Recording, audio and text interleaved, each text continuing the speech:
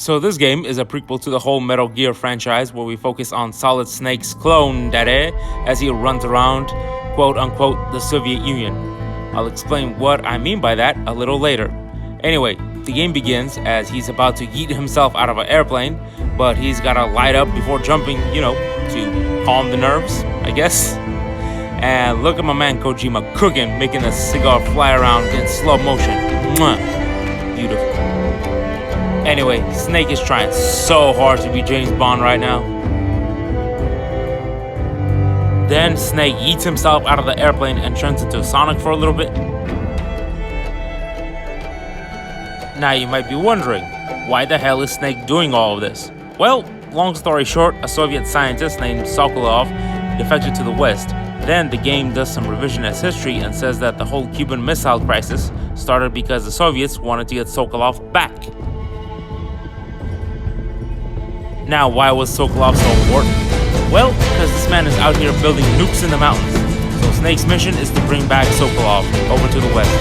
This man out here skipping over the Iron Curtain like it's a jump rope. I swear. Anyway, Snake lands on the ground in the most dramatic way possible, takes off his helmet, and it's right. But that bastard Kojima trolled us again because apparently the US had 1960s style masks from Mission Impossible back in the day. And then, I kid you not, for 30 minutes, we get back-to-back Kodak conversations about saving the game, survival techniques, and freaking Kojima's weird philosophy about war. Oh, for crap's sake, just let me play the game already. Anyway, after all that, we get to run around the Russian jungle. I'm sorry, but that sentence might be one of the most absurd things I have ever heard. Now, I myself have in fact been to Russia, and let me tell you, it is a lot of things, but a jungle is not one of them. Russia usually looks like this.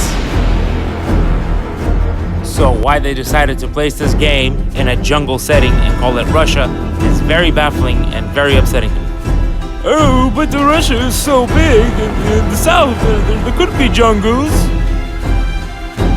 The south of Russia looks like this. I'm sorry for the rant, but the setting of this game really makes me mad. Also, anytime you enter a new area, this title card pops up and tells you where you are in Russian and English, but I think Kojima used Google Translate because grammatically in Russian, it don't make no sense. So anyway, Snake sneaks through the Russian jungle, and eventually reaches an abandoned building with Sokolov inside. Sokolov is busy burning all of his research papers. And then this, might I remind you, prisoner starts going on a whole exposition spree to this spy who's on a time limit. So, does time in the Metal Gear universe work the same as the JoJo's universe? Because either way, you guys spend way too much time on exposition. Anyway, Sokolov says that there is a coup being planned by a Colonel Volgin in order to usurp Khrushchev and put Brezhnev in power, which did in fact happen in real life. So Volgin wants to use Sokolov's new weapon to seize power.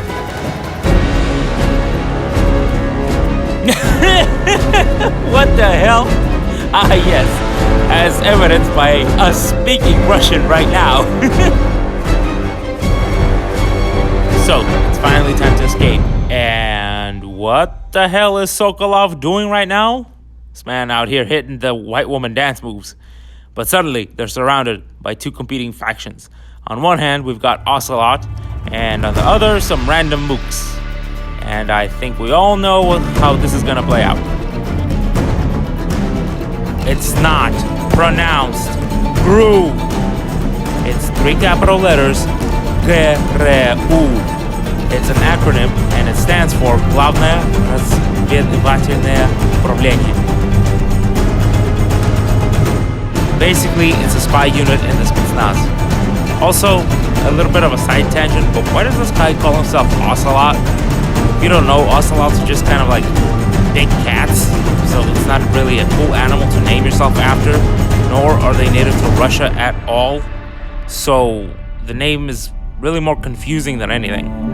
Anyway, we are now in a John Woo movie as Ocelot proceeds to murderize the enemy unit with his fancy gun fu, and then he even turns into Deadshot for a second.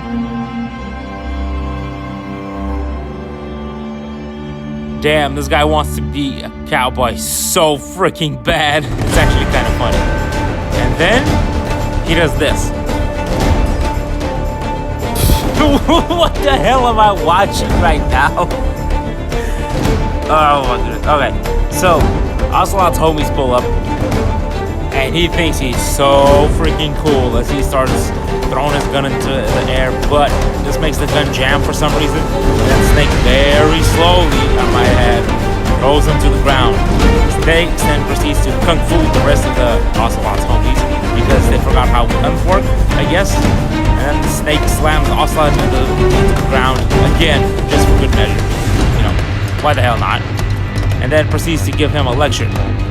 Ah, yes, Snake, that's very smart. Teach your enemy how to unalive you better for next time, you know. Ocelot still hasn't had enough, and then Snake slams his ass into the ground a third time, and he finally goes to sleep. So Snake follows Sokolov, who's, you know, sort of ran off during the shooting. Honestly, smart move. And he explains that he was building a tank capable of launching nukes called the Shagohod. Then both him and Snake start crossing a bridge, and let me tell you, anytime a hero steps onto a bridge, something crazy is about to happen. So out of nowhere, Snake's old commanding officer, the boss, emerges from the fog like she's freaking Batman. And she greets Snake like, "Hello, my boy. I'll be taking the Monopoly Man with me now." And all of a sudden, freaking bees appear out of nowhere, accompanied by a helicopter. And then this monkey man just going to Sokolov up to the helicopter. I mean, what the hell just happened? Leaving my man Snake lost for words. And it turns out that the gaggle of goons are the boss's best of friends. And then the Colonel Volgin himself enters, and he can control electricity? Question mark? Also, bro, the hell happened to your face? Did you try and fight a wood chipper with your face? Cause damn, you need some love. Then Snake is like, what the actual hell is happening right now? And the boss basically says that she's defecting to the Soviets and gave the Colonel a couple of nukes, you know, as a gift. Then the boss disarms Snake and then proceeds to give him the worst beating of his life. First, she twists his wrist, pick to the face, and then snap, crackle, and pop goes that arm.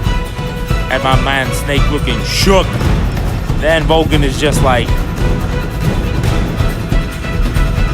So the boss is just like, I got this. Then proceeds to give Snake the bubble guts and yeets him off the bridge. But it's okay because he fell into the water, and when has water ever hurt anybody? And then you see Volgin and the boss talking. So now Snake has to patch himself up, and it's basically just another tutorial on item management. But Snake does subscribe to the Rambo School of Medicine. And he's as good as new. What do you know? Meanwhile, Volgin wants to shoot a whole ass nuke at Russia and blame the boss, and Ocelot is there just trying to stop him like... The hell is an Alamo? So apparently it was a battle in Texas where Mexicans murderized the whole town. What the hell does this have to do with... Also, standing that close to a nuke, you know Snake would have looked like some burnt chicken.